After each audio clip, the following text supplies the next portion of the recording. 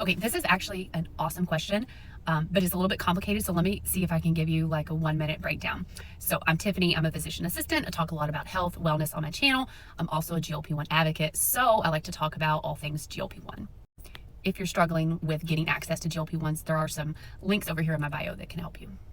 So cancer cells actually do love sugar. They use sugar differently than regular cells. It's actually a process that we call the Warberg Effect.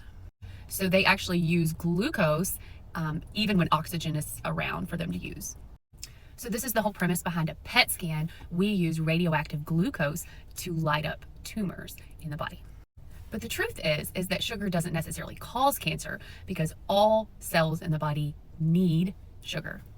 And cutting out sugar will not magically starve cancer cells because healthy cells will also struggle too.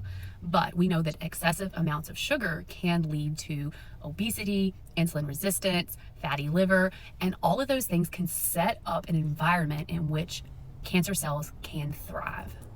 Another thing is that excessive amounts of sugar can cause a lot of inflammation in your body. Cancer cells also thrive off of inflammation, and there is some research to even suggest that chronic inflammation does lead to cancer. Now, it seems to matter the type of sugar that you put in your system. Now, the studies have been done with existing cancer patients. So when we looked at existing cancer patients, when they took in excessive amounts of refined sugar, think sodas, sweets, pastries, etc., they had much poorer survival rates.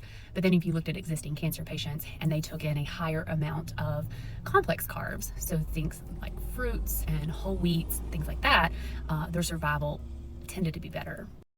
And there is some emerging research out there about fasting and low carb diets in cancer patients and whether or not that leads to increased survivability. But what I will say is that is emerging research and there is nothing definitive out there. So, is eating sugar definitely going to cause cancer? No, not that we know of at this time, but eating a lot of sugar over a lot of years could definitely create an environment in which cancer could thrive in your body. Okay, so do me a favor, save this video and share it because I love explaining and breaking down some of the misinformation that is out there. So, y'all have a wonderful day.